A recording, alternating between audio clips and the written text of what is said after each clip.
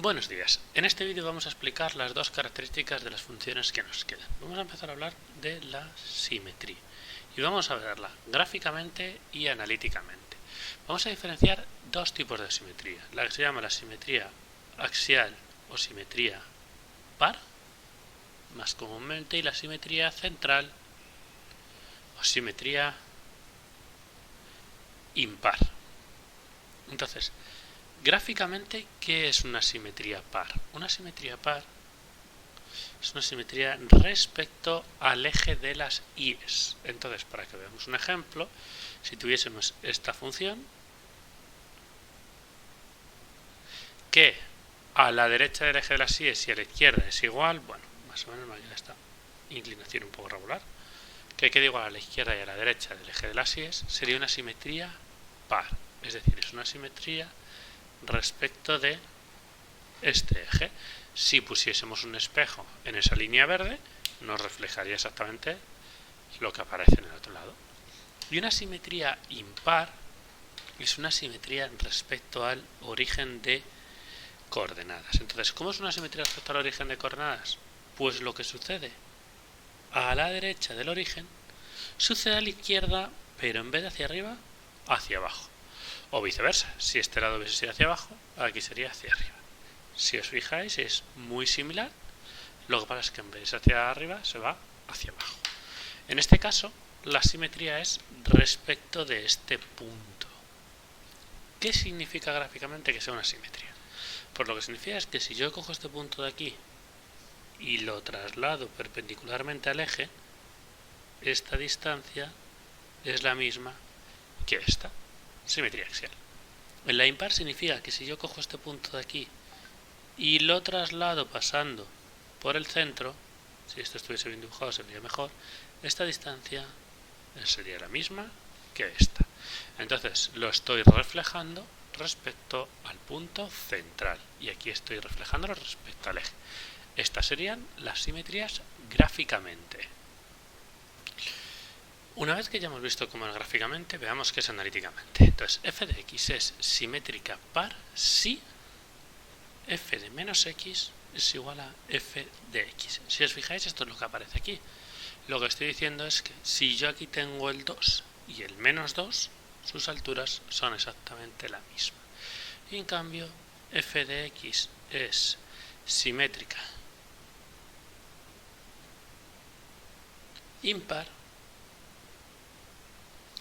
si f de x es igual a, f de menos x es igual a menos f de x. La altura es la misma, pero este está hacia arriba y este está hacia abajo. Cambiamos el signo de la y.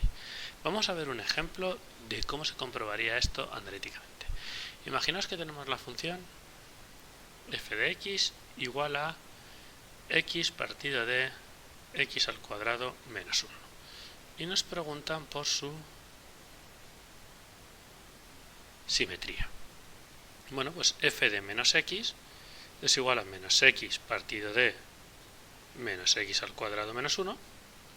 Cambio la x por menos x, porque yo no hago f de x sino f de menos x, y resolviendo, el menos lo puedo pasar delante, nos queda aquí la x, y menos x al cuadrado es lo mismo que x al cuadrado, menos 1. Si os fijáis, esto es lo mismo que tenía.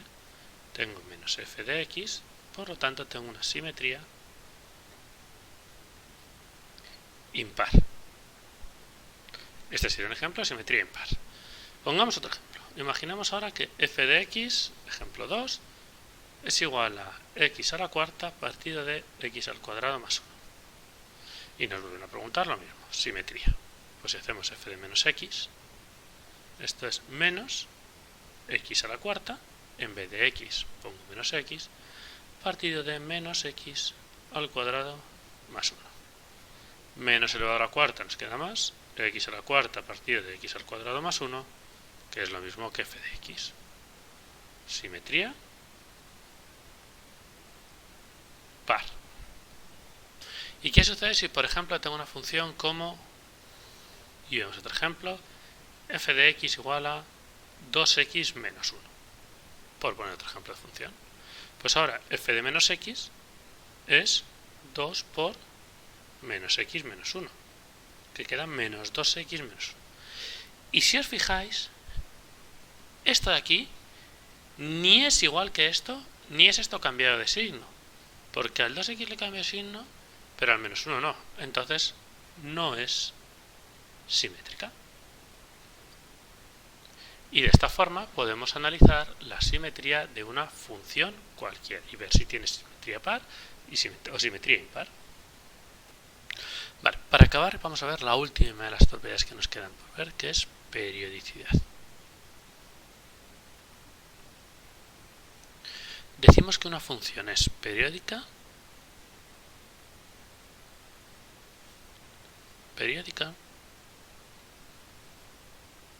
si se repite exactamente igual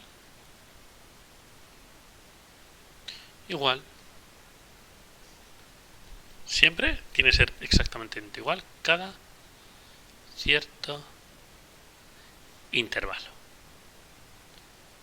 Por ejemplo, la función seno de x, esta se repite exactamente igual, se repite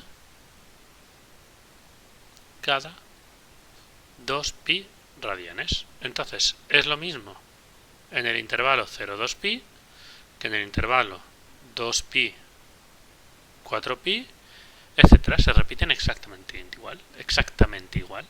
Funciones analíticas que conozcamos nosotros periódicas: seno, coseno y tangente. Pero hay algunas que podemos ver gráficamente. Imaginad, por ejemplo, que tenemos esta función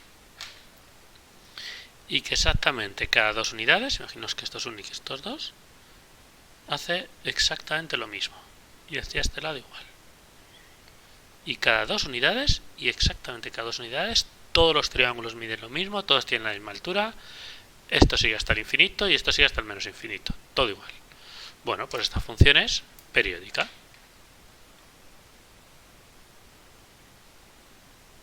¿De acuerdo? Entonces, lo que mide cada trozo que es diferente, cada trozo que se va a repetir, es lo que se llama el periodo.